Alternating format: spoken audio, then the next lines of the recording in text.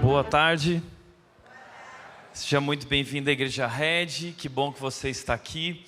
Hoje nós estamos iniciando uma nova série de mensagens chamada Viva Sua Fé.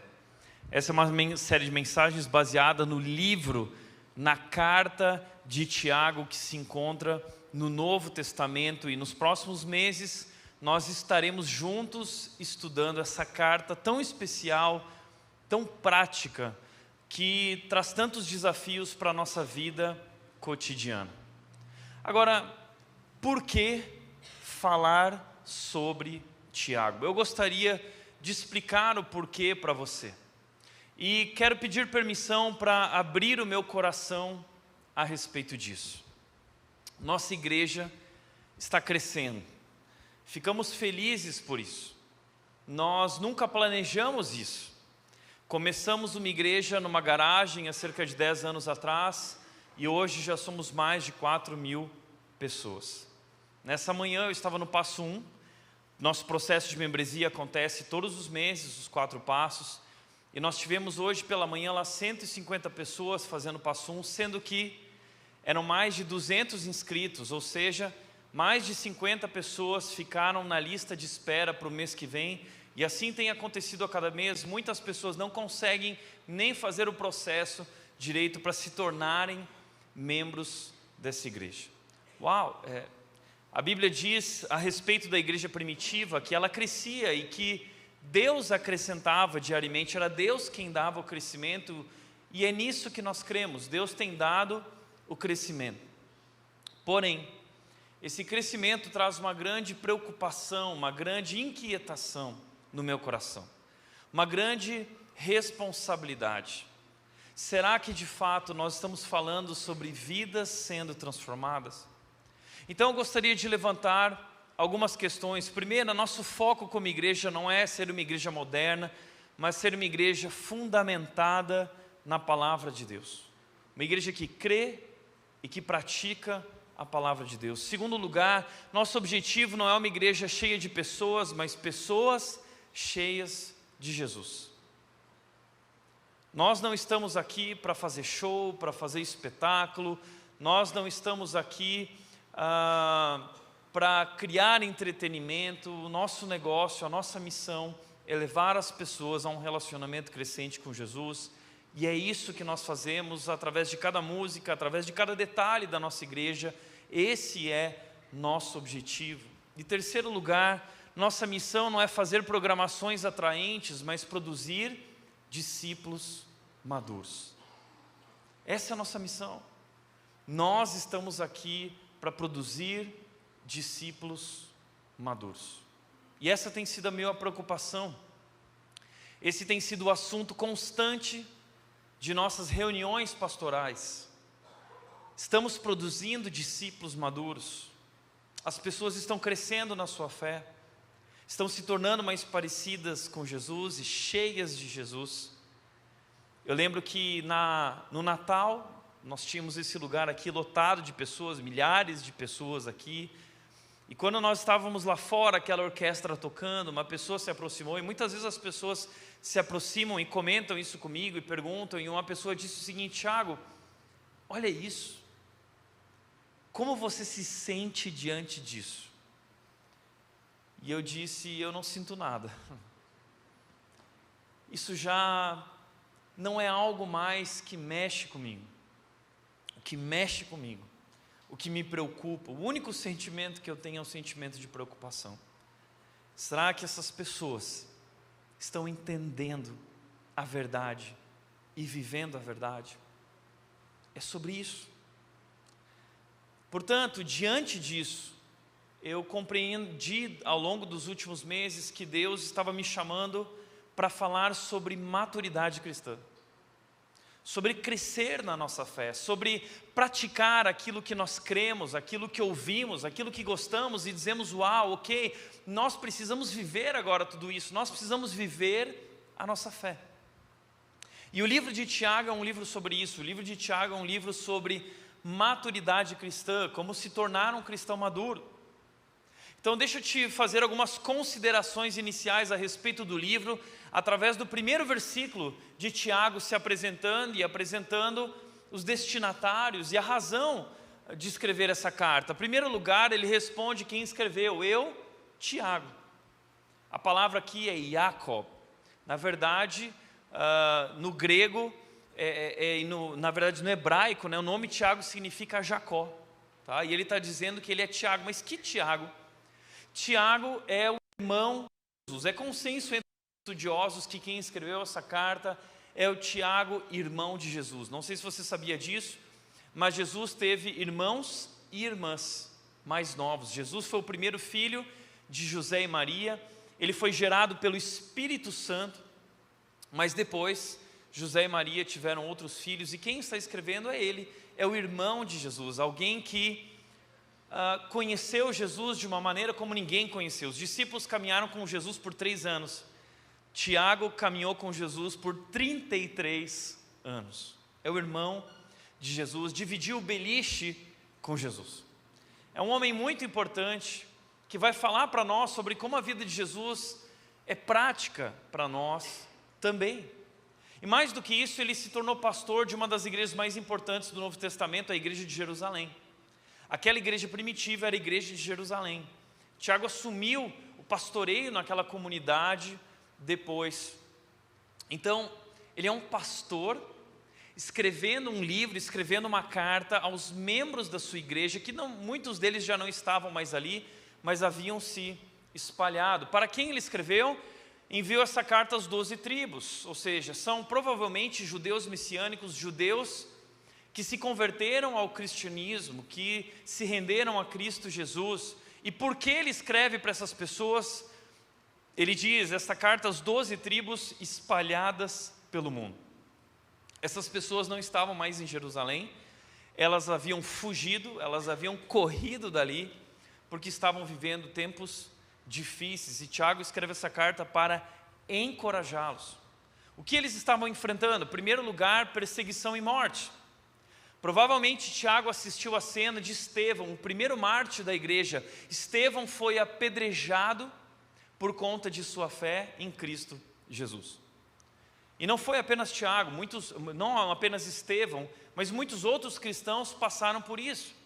Porque os cristãos do primeiro século declaravam que Jesus era o Kyrios. Kyrios significa Senhor. E na verdade o título Kyrios era o título usado para o imperador. Então quando os cristãos começaram a chamar Jesus de Kyrios, Senhor, o imperador ficou extremamente chateado e ele não queria perder o prestígio, o seu poder. Então ele colocava por diversão os cristãos nas arenas e ele lhes pedia que eles negassem a sua fé. Quem é Kyrios? O seu Jesus ou eu? Negue seu Jesus e declare que eu sou Kyrios, senão os leões vão te devorar. E muitos cristãos foram devorados por leões, por tigres, e eles foram perseguidos durante esse período, e muitos deles decidiram fugir daquele lugar e se instalar em regiões mais distantes. Eles também passaram por fome e opressão econômica, dificuldades financeiras. Eles passaram por dificuldade em aplicar a fé à vida cotidiana. Eles criam em Jesus, mas eles não sabiam exatamente como aplicar aquilo aos desafios da vida real. Além disso, eles tinham problemas sérios em seus relacionamentos.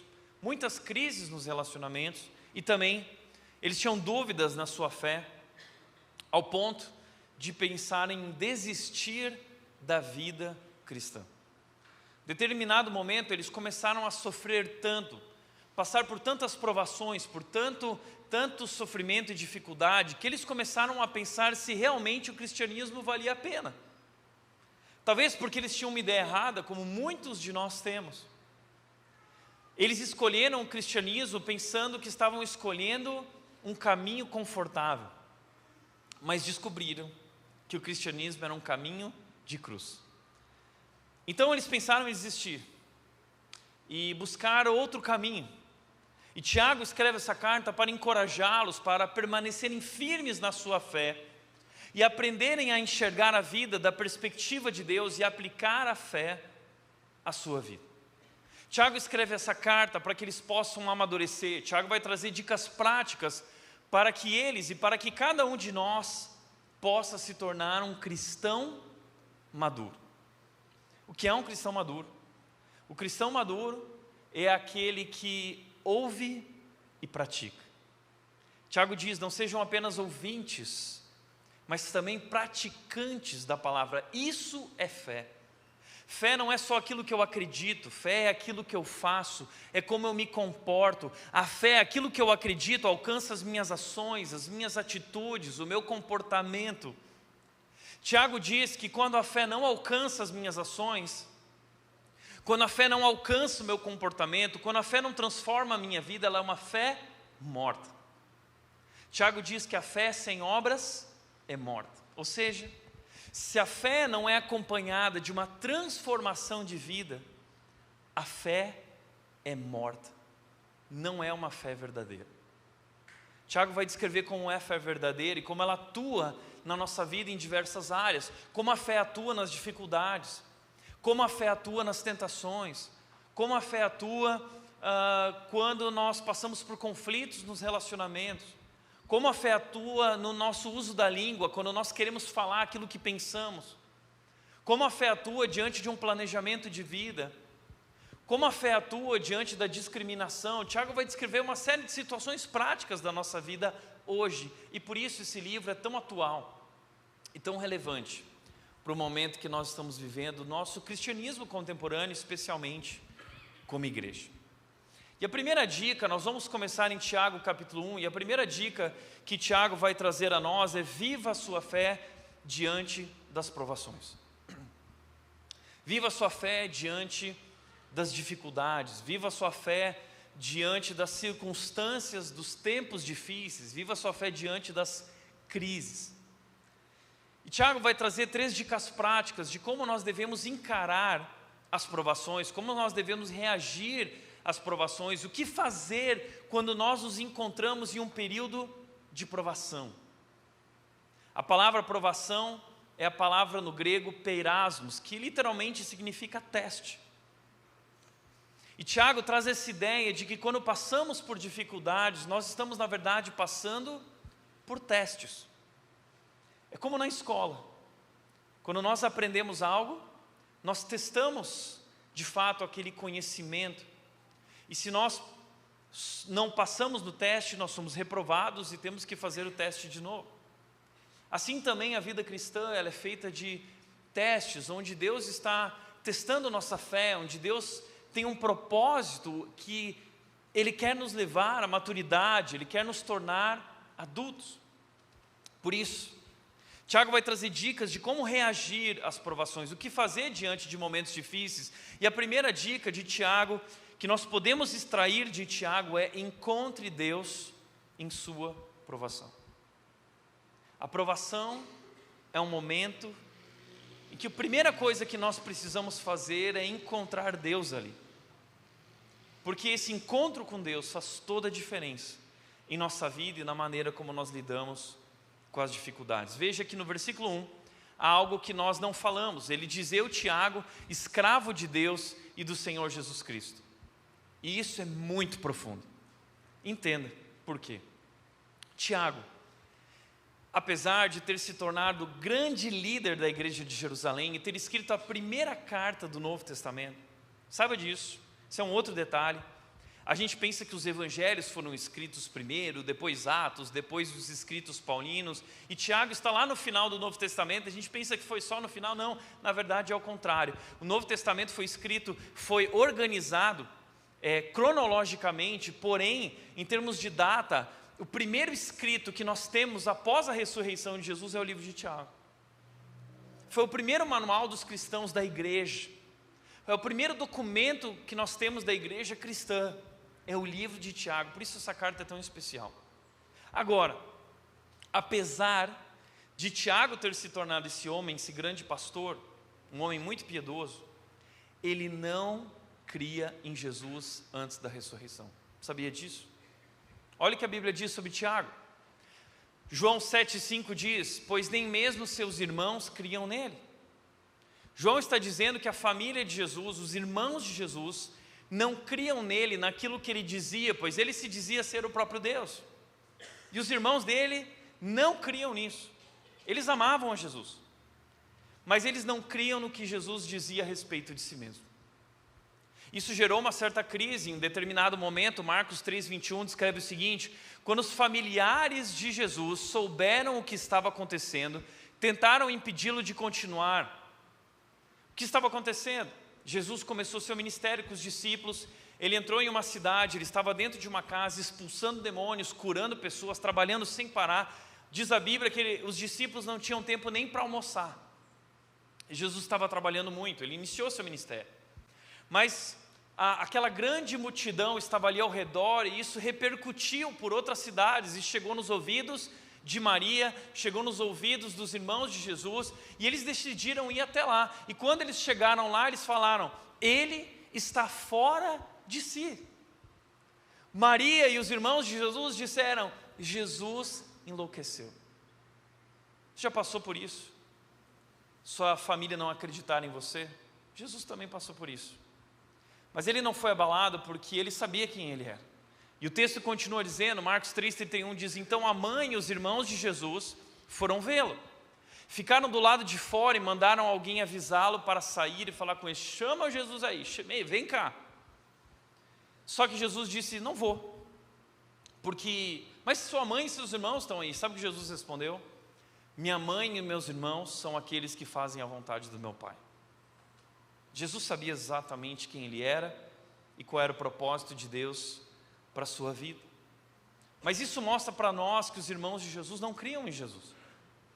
Então o que aconteceu na vida de Tiago para ele se tornar um grande homem de Deus e declarar que é escravo de Deus e servo do Quírios, Senhor Jesus Cristo? Sabe o que aconteceu? A ressurreição.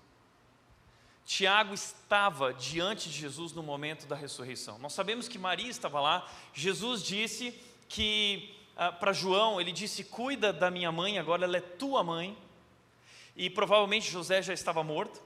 E Tiago, provavelmente todos os irmãos de Jesus estavam assistindo aquilo. E a história da igreja conta que Tiago, após a crucificação, extremamente chateado, extremamente triste, ele começou um jejum de fome. Ele parou de comer. Graças a Deus o jejum dele só durou 3 dias. Por quê? Depois da ressurreição, 1 Coríntios 15 diz: mais tarde apareceu a Tiago e posteriormente a todos os apóstolos. Sabe o que significa isso? Depois da ressurreição, Jesus foi diretamente a quem? A Tiago. Jesus ressuscitou. E antes de encontrar os apóstolos, ele foi encontrar o seu irmão. Tiago era um homem muito piedoso. Tiago era um grande judeu. Tiago seguia a lei.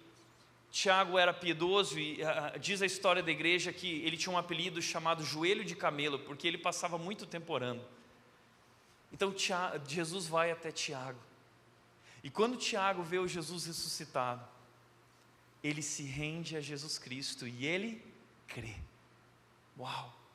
Sua vida é transformada de tal maneira que ele se torna uma das colunas da igreja. Veja o que diz Gálatas 2,9. De fato, Tiago, Pedro e João, tidos como colunas da igreja, reconheceram Paulo e aceitaram Barnabé e a Paulo também como colaboradores do Evangelho. Tiago se tornou o grande líder da igreja de Jerusalém. O que aconteceu com ele? O que levou ele da incredulidade à fé? Sabe o que foi? Ele viu o Cristo ressuscitado. Ele descobriu a verdade. Jesus é Deus. Sabe, a história de Tiago é importante para nós, porque talvez existam muitos aqui que estão no mesmo ponto de partida de Tiago. Todos nós começamos como Tiago.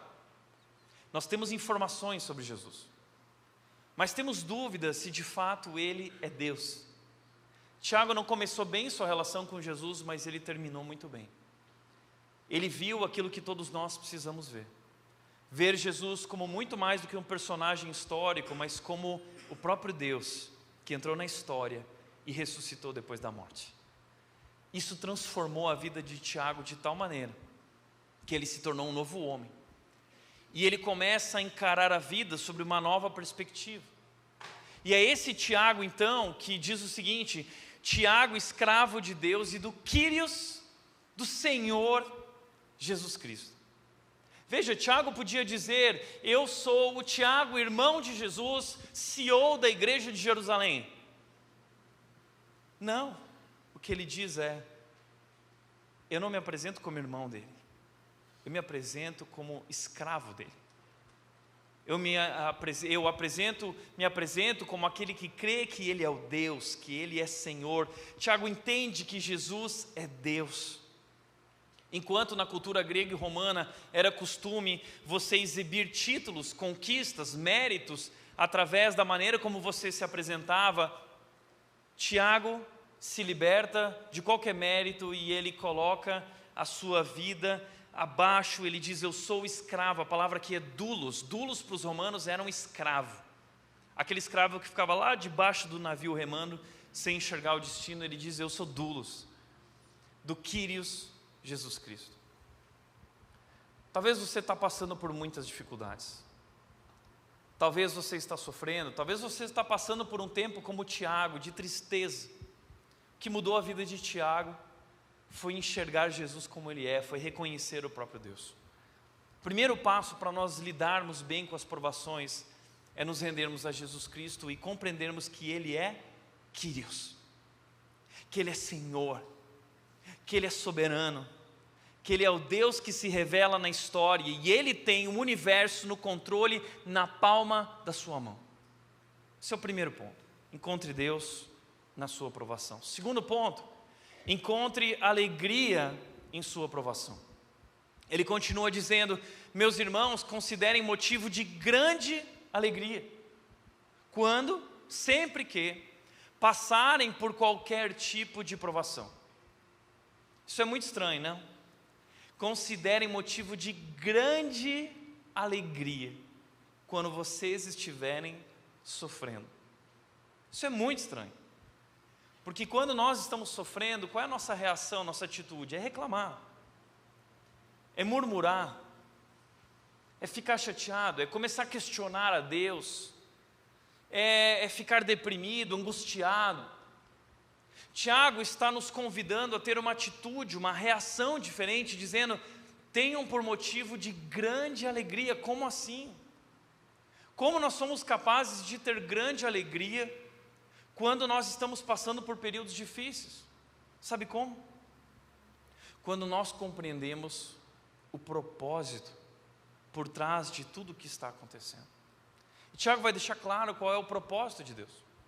E veja, é importante que a gente ouça o que Tiago está dizendo, porque quem está falando isso é alguém que morreu por causa de Jesus.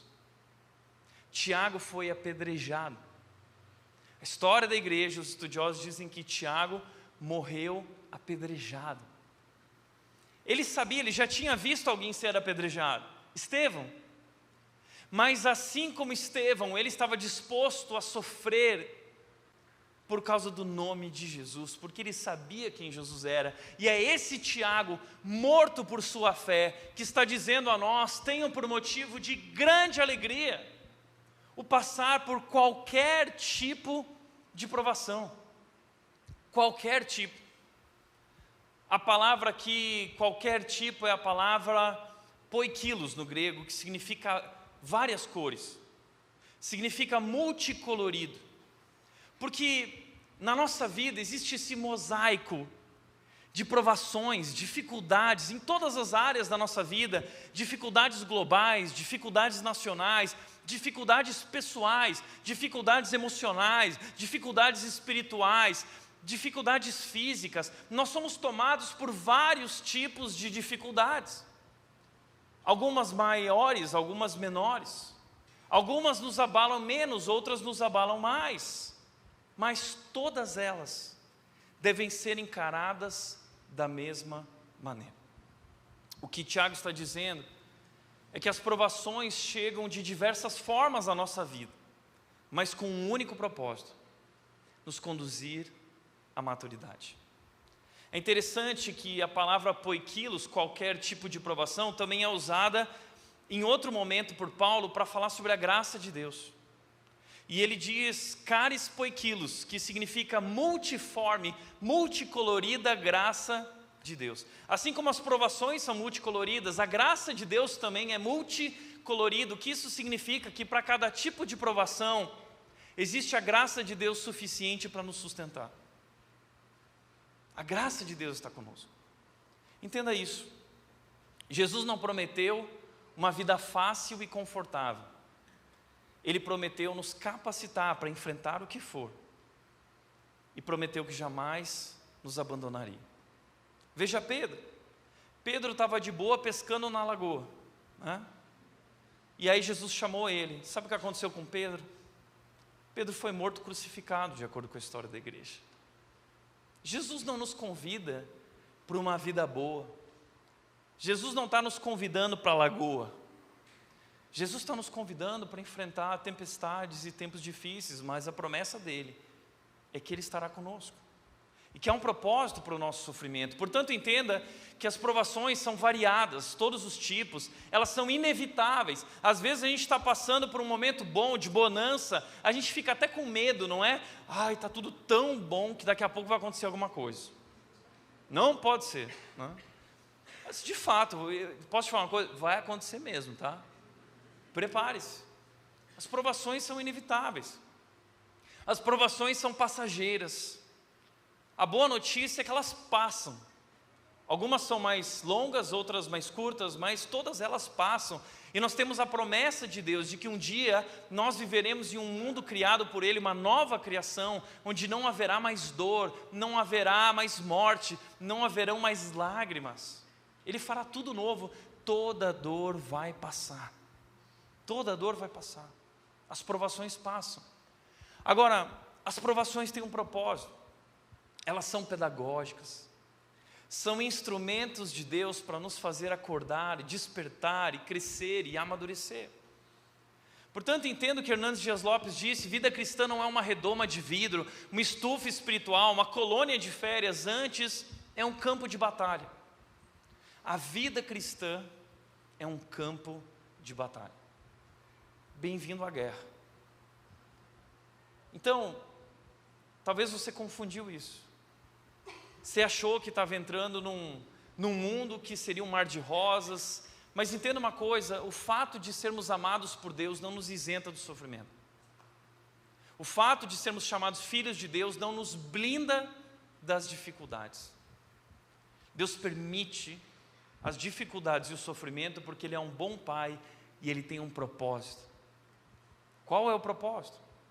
Tiago continua dizendo: pois vocês sabem que, quando sua fé é provada, a perseverança tem a oportunidade de crescer. Através das provações, Deus está nos convidando a participar da obra que Ele está fazendo em nossas vidas. A nossa participação é essa perseverança alegre. A palavra perseverança aqui significa, é a palavra menos, que significa persistir com paciência e constância. É persistir com paciência e constância, é uma persistência ativa e não passiva. Então, a paciência passiva é quando você está no consultório médico esperando para ser chamado. Não é esse tipo de paciência e persistência. É, na verdade, uma persistência ativa, proativa, onde a ideia é que um peso está sendo colocado sobre nós. A ideia é uma pressão. Estamos sendo pressionados de todos os lados, de todas as formas, estamos sendo pressionados, mas a palavra aqui, perseverança, significa suportar a pressão, lutar contra a pressão, persistir contra a pressão. E quanto mais nós persistimos contra a pressão, mais nós crescemos.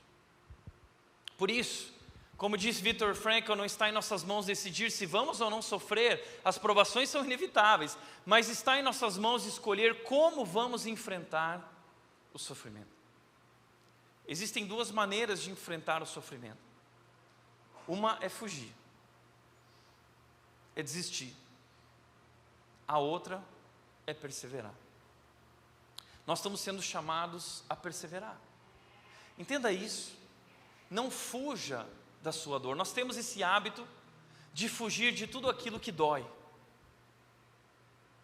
Nós queremos evitar a dor, nós queremos negar a dor e as dificuldades, buscar um caminho mais fácil. Tiago está dizendo, não busque o caminho mais fácil, não fuja da sua dor. Ao invés de fugir da dor, corra para o Senhor, aquele que pode curar as tuas feridas. Ele cura feridas, Ele trata as feridas. E Ele entende que muitas dessas feridas são importantes para a nossa maturidade, para o nosso crescimento espiritual. Então não fuja, não desista. E Ele continua dizendo, é necessário que ela cresça, é necessário que a perseverança cresça. A palavra perseverança é essa ideia de obediência. Ao invés de eu fazer o que eu quero, eu vou fazer o que Deus quer. Eu vou fazer a vontade de Deus, eu vou obedecer a Deus. Então, o que Ele está dizendo é que é necessário que ela cresça, pois quando estiver plenamente desenvolvida, o que isso significa? Se eu cumprir os ciclos na minha vida, se eu não pular as etapas, se eu não queimar as etapas por conta do sofrimento e da pressão, se eu não desistir, o que vai acontecer? Vocês serão maduros e completos, sem que nada lhes falte. A palavra maduros aqui significa perfeito, vocês serão perfeitos. A palavra também significa adultos, ou seja, nós nos tornaremos adultos. Sabe o que isso significa? Nós somos crianças na fé. Alguns são bebês na fé. Nós somos imaturos. E o grande projeto de Deus na nossa vida é nos tornar maduros, completos, perfeitos, adultos. Porque pessoas imaturas jamais serão felizes. Uma criança mimada jamais será um adulto feliz, e um cristão mimado, em si mesmado, jamais será um cristão feliz. Deus sabe disso. Portanto, o propósito de Deus na sua vida não é a sua felicidade. O propósito de Deus na sua vida é a sua maturidade. Já entendeu isso? Deus não está comprometido com a tua felicidade. Deus está comprometido com a tua maturidade. E Ele, como um bom pai, Ele está garantindo que você se torne um filho adulto. Só que para isso, nós precisamos perseverar. A perseverança precisa ter ação completa, ela precisa ser plenamente desenvolvida. O nosso problema é que sempre que nós enfrentamos dificuldades, a gente pula fora. A gente procura outro emprego se está difícil, a gente vai fazer outra faculdade se não está feliz. Toda hora a gente não consegue completar os ciclos da nossa vida. Se o casamento não está legal, eu pulo fora. Está vendo? Mas a perseverança é, diante da pressão, eu continuar obedecendo a Deus. E essa é a equação da maturidade cristã. Você quer amadurecer? Tiago está escancarando para nós a verdade, a equação da maturidade. Qual é a equação? Provação mais perseverança alegre é igual a maturidade. Você quer amadurecer? Você quer se tornar aquela pessoa que Deus planeja que você se torne? Você quer se tornar parecido com Jesus? Essa é a equação. Provações mais perseverança completa, plenamente desenvolvida, é igual a maturidade. Romanos 8, 28 diz: e sabemos que Deus faz todas as coisas cooperarem para o bem daqueles que o amam e que são chamados de acordo com o seu propósito. Por que eu estou citando esse texto? Porque Muitas vezes nós usamos isso. Não, Tiago, mas como assim você está dizendo que Deus não está preocupado com a minha felicidade? Olha o que diz Romanos 8:28. Esse é um daqueles versículos gostosinhos que todo mundo conhece, né? Inclusive, pessoas que não são cristãs usam esse texto. Existe uma série no Netflix chamada Manifesto, e o avião lá é o avião 828, porque se refere a Romanos 8:28. E o tempo todo na série eles ficam falando assim: todas as coisas cooperam para o bem daqueles que amam a Deus, todas as coisas cooperam para o bem daqueles que amam a Deus. Ou seja, não é uma série cristã, mas eles estão usando esse texto como um jargão, como uma promessa, mas usando da maneira errada. Então, por favor, não vai chegar em casa agora: vou assistir Manifesto, porque o Tiago vai ler a Bíblia, tá? Vai ler a Bíblia, porque eu não assisti também, me falaram, tá? Okay? Mas o texto diz, esse versículo, eu lembro que lá em casa tinha uma caixinha de promessas, só versículos gostosinhos, tá? Só os versículos gostosinhos. E aí eu ia lá, todo dia de manhã, ai, que gostoso, porque os versículos inconvenientes que confrontam, a gente evita, né? E a caixinha de versículo gostosinho estava lá, eu pegava, e esse era um dos meus preferidos, né? Como aquele também: entrega teu caminho ao Senhor, confia nele e ele agirá. Agrada-te do Senhor e Ele satisfará os desejos do teu coração. A gente gosta quando Deus faz o que a gente quer, né? E a gente leva essa mentalidade para esse texto. Por isso a gente interpreta esse texto de maneira errada. Primeira coisa que nós precisamos entender sobre esse texto é que ele está dizendo que todas as coisas cooperam para o bem daqueles que amam a Deus. Não é para todos, é somente para aqueles que amam a Deus. E Jesus define o que é amar a Deus. Amar a Deus é obedecer a Deus. Jesus diz: aquele que me ama é aquele que obedece os meus mandamentos. Ou seja, se você não está preocupado na tua vida em obedecer a que Jesus diz, você não ama Jesus, você não entra na classificação desse texto, você está fora desse texto. Esse texto está falando daqueles que amam a Jesus e querem obedecer a Jesus, querem fazer a vontade de Jesus. Se você não quer fazer a vontade de Jesus, as coisas não cooperam para o seu bem. Punk, não é? Mas é a verdade. É para aqueles que amam e que foram chamados de acordo com o seu propósito. Agora, a segunda coisa que a gente precisa corrigir na leitura desse texto é o que é o bem. Porque a gente acha que todas as coisas cooperam para o seu bem, o meu bem. Não é para o meu bem, é para o bem, não de acordo com a minha perspectiva, o que eu acho que é o bem. Porque nós temos essa mentalidade do Deus Xuxa, né? Tudo que eu quiser o cara lá de cima vai me dar, então tudo coopera para o meu bem. Não. O que é o bem nesse texto? Se o bem nesse texto é uma questão financeira, e nós estamos passando por um período de provação financeira, então Deus falhou. Se o bem aqui é você estar bem de saúde, e você está passando por uma enfermidade, então Deus falhou. Se o bem aqui é alguém que está sofrendo no leito do hospital e acaba morrendo, como meu pai, alguns anos atrás, ele fez aniversário aí essa semana, mas meu pai faleceu há 3 anos atrás, e ele estava no leito do hospital, eu vi ele. E eu orei para Deus curá-lo. Minha mãe orou, nós oramos juntos, eu, meu irmão, minha mãe, nós oramos juntos. Deus cura o nosso pai. Se o bem é Deus curar alguém que está enfermo, se essa pessoa morre, então Deus falhou.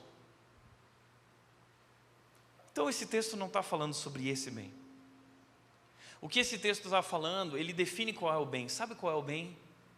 O bem é te fazer semelhante a Jesus. Esse é o bem. E Deus está disposto a sacrificar tua saúde, tuas finanças e tirar coisas importantes na sua vida para garantir o processo de que você se tornará parecido com Cristo. Deus está comprometido com a sua maturidade. Esse é o bem.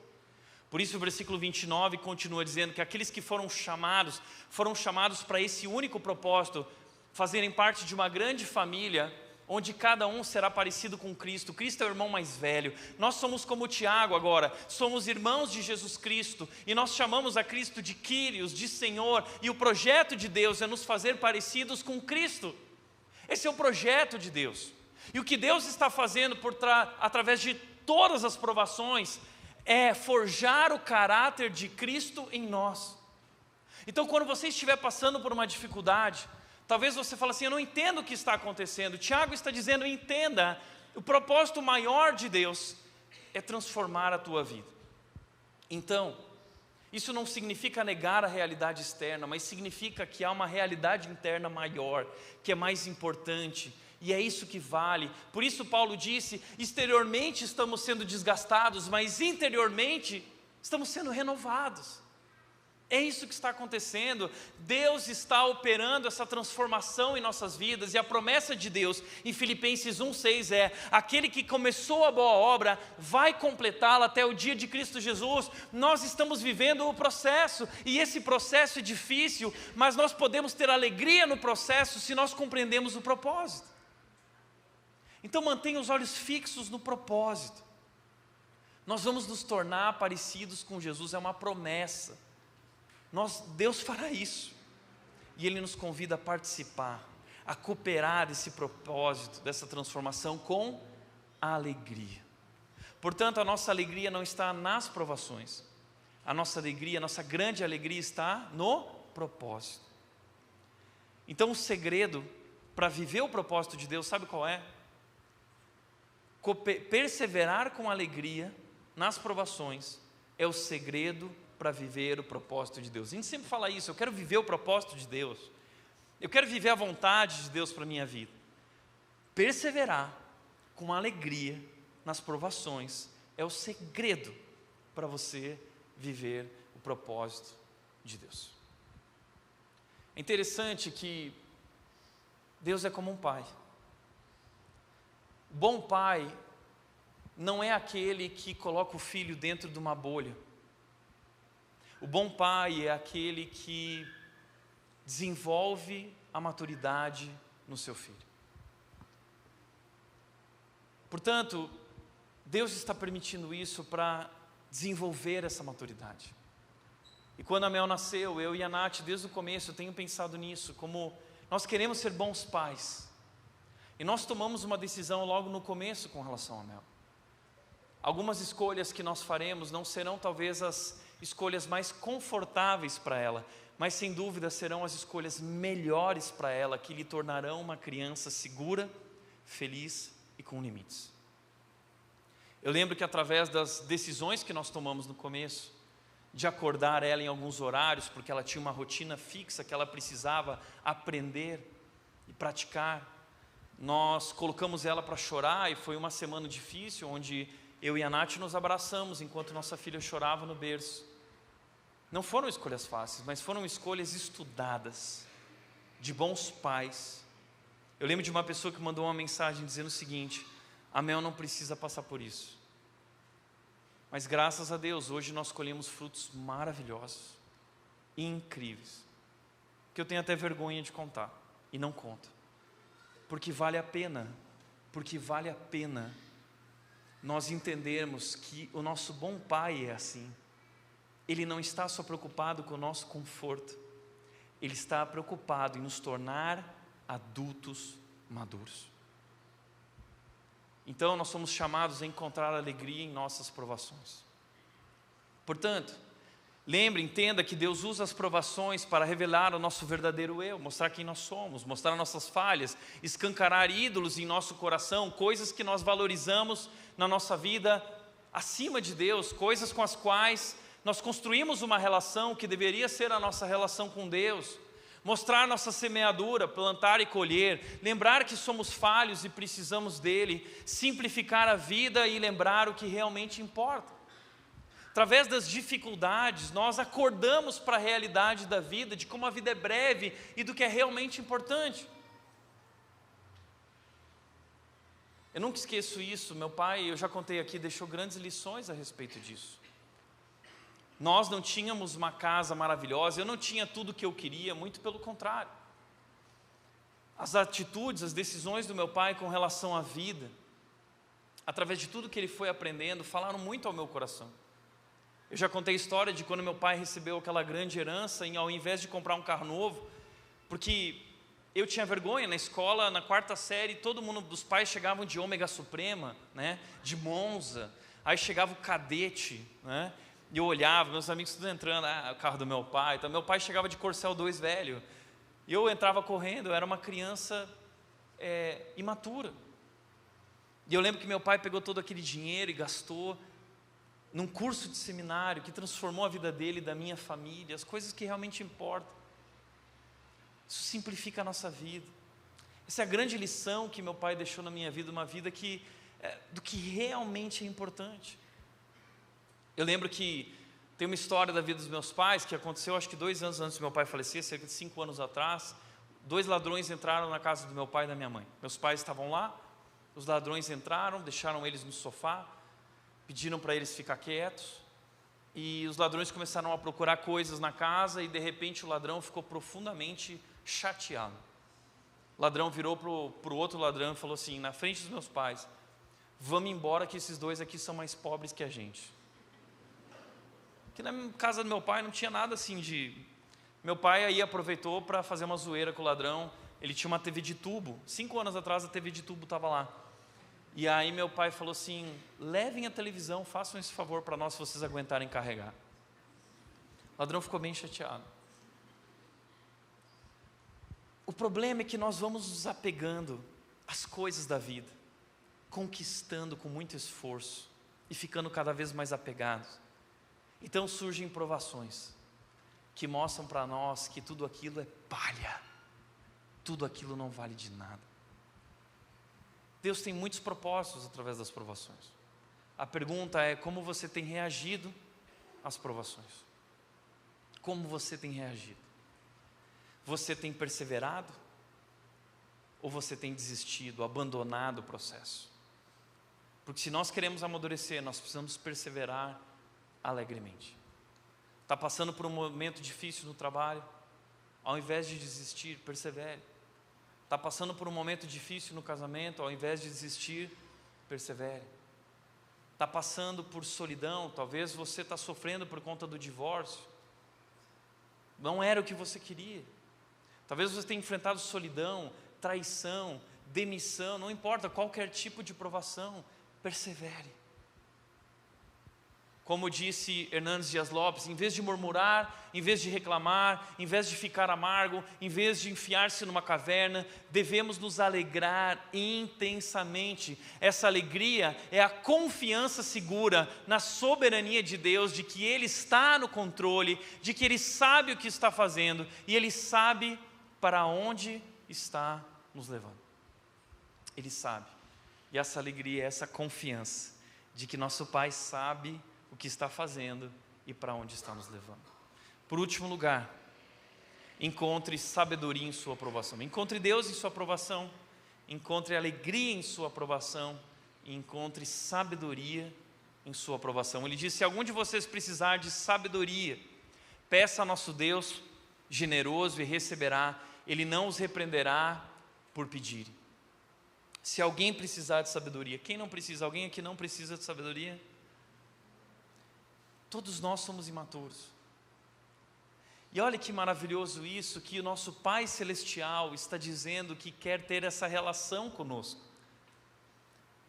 Ele quer dar sabedoria. Nós, assim como Salomão pediu sabedoria e Deus concedeu de maneira maravilhosa, nós também podemos pedir sabedoria e Deus concede. Deus é generoso e Deus, Ele espera ter essa relação conosco. Eu fico imaginando as próximas etapas na vida da Mel, conforme ela for crescendo, enfrentando desafios no seu dia a dia. O meu maior prazer será ver ela se aproximar, abrir o coração, falar: pai, mãe, estou passando por um momento difícil, o que eu devo fazer? Essa relação que Deus está convidando a gente para viver, se aproximar daquele que é o nosso Pai Celestial e quer compartilhar e quer dividir conosco a sua sabedoria infinita. Ele é o Deus onisciente. Não importa o que você está passando, Deus te convida a aprender com Ele, diretamente com Ele, a como enfrentar e passar por isso. E a gente precisa entender a diferença entre sabedoria e conhecimento, porque Tiago vai trazer uma carta cheia de sabedoria. A carta de Tiago é comparada ao livro de Provérbios no Antigo Testamento, é uma carta de sabedoria. Tiago vai então, ao longo dessa carta, compartilhar conosco essa sabedoria de Deus, que ele aprendeu vivendo com Jesus 33 anos. Tiago dividiu o beliche com Jesus, e Tiago vai compartilhar a vida de Jesus, e é incrível, porque Tiago usa a lei do Antigo Testamento, mas Tiago usa cerca de 15 a 20 vezes as bem-aventuranças de Jesus.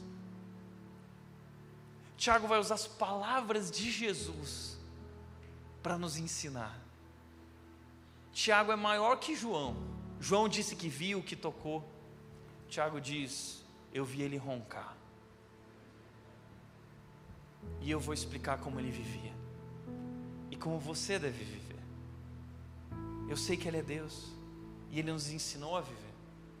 Então, qual é a diferença entre sabedoria e conhecimento? Conhecimento é conhecer a verdade.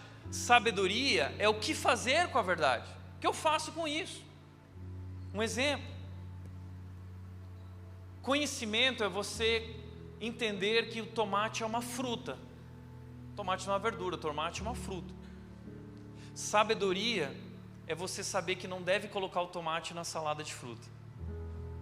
Isso é sabedoria. Porque o conhecimento é teórico, mas a sabedoria, ela é prática. O conhecimento, ele preenche as bibliotecas, mas a sabedoria, ela preenche as nossas vidas. O conhecimento, ele fornece informações importantes, mas a sabedoria fornece transformação. O conhecimento é sobre aquilo que você acredita, a sabedoria é como você se comporta. A sabedoria alcança nossas atitudes, nossas ações, nosso comportamento. O conhecimento encontra o problema. O mundo tem muitos conhecimentos aí que vão te ajudar a encontrar o problema, mas é só a sabedoria que encontra a solução. É só a sabedoria de Deus que pode trazer uma solução definitiva e uma transformação para a sua vida. Isso é fé. A fé é sobre sabedoria. A fé ela é cognitiva e comportamental. A fé, ela afeta o que eu creio e o que eu faço. E se a minha fé é apenas uma fé intelectual, então a minha fé é uma fé morta. Se a fé não muda as minhas atitudes, a minha fé é uma fé inválida, é uma fé morta. A fé transforma a minha vida, a fé me traz novas atitudes, faz eu me tornar cada dia mais parecido com Jesus. Portanto, Tiago continua dizendo: mas quando pedirem, façam-no com fé, sem vacilar, pois aquele que duvida é como a onda do mar, empurrada e agitada pelo vento. Peçam com fé. O que é fé? Fé é confiança no que Deus disse. Se Deus disse que eu devo me aproximar e pedir, então eu não duvido, eu creio, eu me aproximo dele, eu pratico isso, eu confio unicamente, exclusivamente no meu Deus, eu não duvido. Peça com fé, sem vacilar, pois aquele que duvida é como a onda do mar. E eu gosto quando ele fala da onda do mar, porque eu sou surfista. E exatamente assim, as ondas, elas são empurradas e agitadas pelo vento. Sempre quando eu vou para a praia, antes eu olho a previsão do tempo. Como está a ondulação, como está o vento, que lado está o vento, porque dependendo como o vento estiver, não vale a pena descer para o litoral. Porque as ondas são extremamente sensíveis ao vento. E na Bíblia, vento significa circunstâncias. Nós somos como as ondas, nós somos instáveis, nós ficamos diante dos problemas, nós ficamos agitados. As ondas não são assim, sabe quando vem aquela tempestade, as ondas ficam agitadas? Nós somos como as ondas, as tempestades vêm, as crises vêm, as provações vêm, nós ficamos agitados. Somos altamente movidos pelo vento, movidos pelas circunstâncias, sensíveis às circunstâncias ao nosso redor. Qualquer coisinha afeta o nosso humor, afeta a nossa paz, nos deixa ansiosos. Nós somos como as ondas. Porque o nosso problema é que nós temos os nossos olhos nas circunstâncias. Isso nos faz lembrar a história de Pedro, quando Pedro estava caminhando na direção de Jesus sobre as águas. Enquanto ele olhava para Jesus, ele estava bem, ele estava instável. Mas no momento que ele tira os olhos de Jesus, ele começa a afundar. Quem tira os olhos de Jesus afunda. Quem olha para o vento afunda. Quem olha para as ondas afunda. Tiago está dizendo: não olhe para as circunstâncias, não olhe para o vento, olhe para aquele que está dentro do barco e que tem o controle do vento e que faz parar o vento e faz parar as ondas. E esse Jesus no barco virou para os discípulos e disse: homens de pequena fé, por que vocês duvidam? Nós somos como aqueles homens de pouca fé, nós duvidamos, nós ainda temos dúvidas na nossa fé. Qual o problema? Aquele que tem dúvidas na fé, que não crê, que não confia exclusivamente em Deus, ele não deve esperar receber coisa alguma do Senhor, pois tem a mente dividida e é instável em tudo que faz. Instável. Instável é uma palavra que talvez defina a vida de muitas pessoas hoje aqui. Instável. Um dia bem, um dia não tão bem, um dia muito mal, um dia feliz, um dia abatido. Instável. E uma mente dividida. O que significa uma mente dividida? Não é alguém que tem uma mente que crê de fato, mas é alguém que divide entre a fé e a incredulidade. Dia crê, dia duvida. Dia acredita em Deus, dia já não sabe se vale a pena. É o que essas pessoas estão vivendo. Elas são instáveis. É uma fé morta. Tiago está nos convidando a crer, a não duvidar, a confiar no Senhor, no seu plano soberano para as nossas vidas. Como nós podemos encontrar essa sabedoria? Através da oração, pedindo, através da palavra de Deus, através de conselhos, através da comunhão, da igreja, do pequeno grupo, encontros com pessoas. Ali Deus está se revelando e trazendo sua sabedoria a nós. Ela está disponível. Por isso, para refletir e praticar, em primeiro lugar, perseverar com alegria nas provações é o segredo para vivermos o propósito de Deus. Segundo, Jesus não prometeu uma vida fácil e confortável, Ele prometeu nos capacitar e jamais nos abandonar. Terceiro, não fuja da sua dor, corra para o Senhor, para aquele que pode curar as feridas. Eu lembro que quando eu era adolescente, eu recebi meu chamado aos 14 anos. Eu comecei a passar por muitos momentos difíceis, como qualquer ser humano. E era uma dor tão profunda na minha vida. E eu lembro que muitas vezes eu compartilhava com a minha mãe sempre dizia aquela frase que eu nunca esqueço: quem muito quer ser usado, muito será provado. E sabe para onde eu corria? Ao invés de fugir da dor, eu corria para o Senhor. E lá na minha pequena igreja havia um piano e não havia ninguém lá durante a semana. Eu chegava lá, eu sentava no piano e eu começava a tocar, e ali eu derramava as minhas lágrimas e eu rendia o meu coração na presença de Deus, declarando a minha fé e dizendo: eu creio. E eu orava dizendo: Deus, está doendo. Deus, como é difícil, mas eu creio no teu plano, na tua obra em nossas vidas. E eu cantava uma música que sempre foi a minha preferida, e toda vez que a igreja canta, eu me emociono muito, porque eu cantava em adoração a Deus aquela música que diz: grande é o Senhor, grande é o Kyrios, o Senhor, Ele é grande. E Ele nos ajuda, Ele nos dá a vitória, Ele nos ajuda contra o inimigo, Ele nos ajuda nos tempos difíceis. Por isso nos prostramos diante dEle, nos rendemos a Ele. E a música diz: queremos o teu nome engrandecer e agradecer-te, nos alegrar, agradecer-te por tua obra em nossas vidas. Nós confiamos em teu infinito amor, nós confiamos, não temos dúvidas do teu amor, nós confiamos que o teu infinito amor está agindo em nossas vidas, nos conduzindo na direção dos seus planos e propósitos, pois só tu és o Deus sobre toda a terra e todo o céu. Se você crê nisso, eu quero te convidar a encerrar essa noite fazendo essa oração. Fica de pé.